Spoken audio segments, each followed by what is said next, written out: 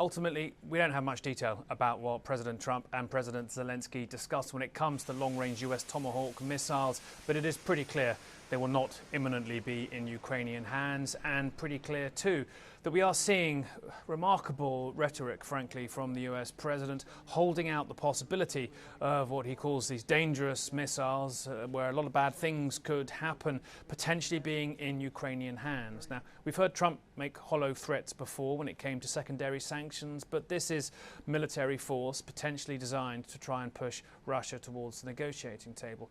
When President Zelensky emerged from his talks with Trump, he said that they both agreed not to discuss long-range missiles and what they talked about them because the US didn't want an escalation. And Trump was clear he was hoping the issue of Tomahawk supply would never actually come to fruition, because he'd hoped that the meeting in Budapest between himself and President Putin, as yet to have a date set for it, would yield to some kind of peace. He again and again suggested he believed President Putin wanted some kind of peace, didn't elaborate why he felt that necessarily.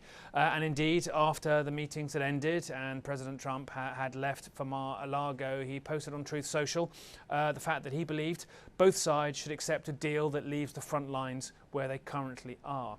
Now, that ultimately, I think, might be for President Zelensky something he could sell domestically. It would certainly mean that Russia's recent summer offensive has not taken the key eastern frontline towns that it's had in its sights.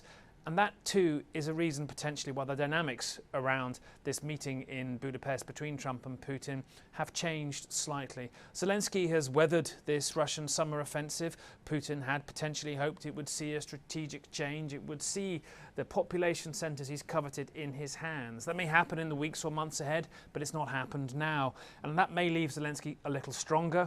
Clearly, his relationship with President Trump is a lot better. Trump called their meeting cordial and interesting. He may not have emerged, Zelensky, with the long-range Tomahawk missiles he wanted, but let's be honest, the US doesn't have many to spare. They have similar range to some of the long-range drones that have been fired into Russia already by Ukraine. They're way more deadly and efficient, but they'll take a while to get into Ukrainian hands, and they cost $2 million roughly each. So a lot making the Tomahawks less of an immediate game changer on the battlefield. The psychological impact of this being signalled, though, potentially key here. President Trump wouldn't have dreamed 9 months ago of threatening Russia with military force.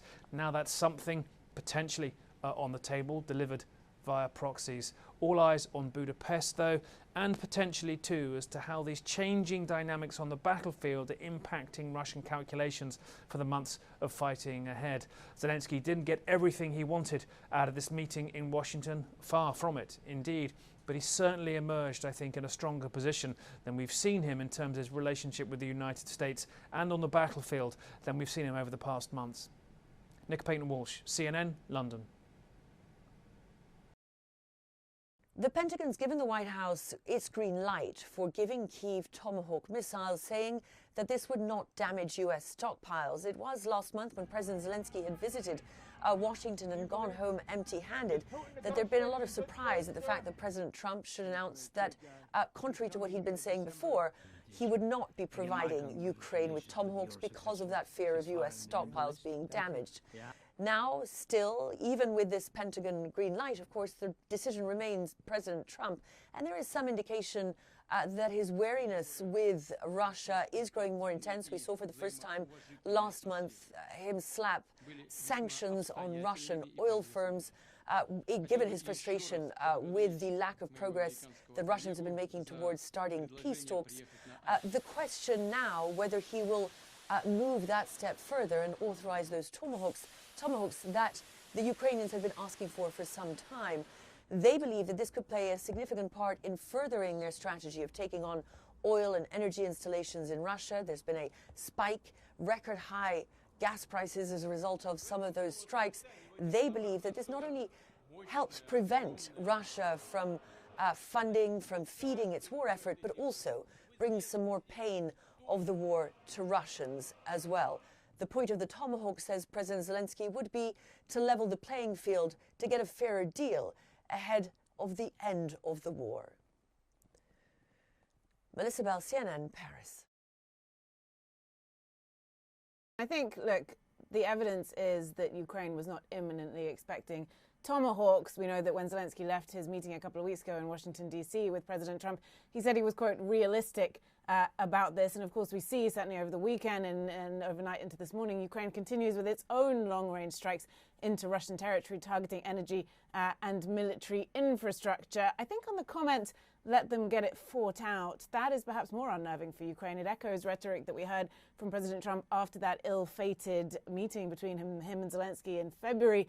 And it sort of smacks of perhaps walking away from the whole issue, washing his hands of the whole attempt to bring peace to Ukraine, which would be very bad news for Ukraine. They have been fighting to keep the U.S. engaged, particularly when it comes to the issue of post-war security guarantees.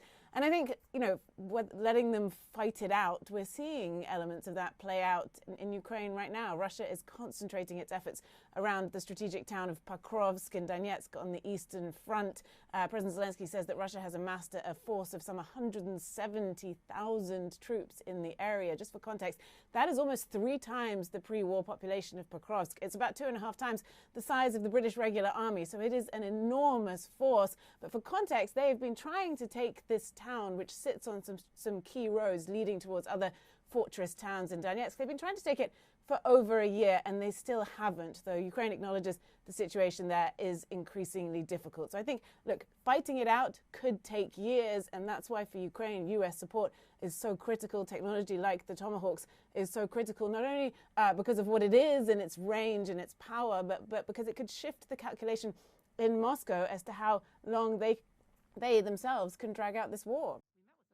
In his first CBS 60 Minutes interview since 2020, President Trump fielded questions on topics from tariffs to immigration to the government shutdown, which now threatens to become the longest shutdown in U.S. history. Democrats' fault. As for Democratic lawmakers' demand that Affordable Care Act subsidies be extended before reopening the government, Trump stood firm by his position. Obamacare is terrible, and we can fix it with the Democrats.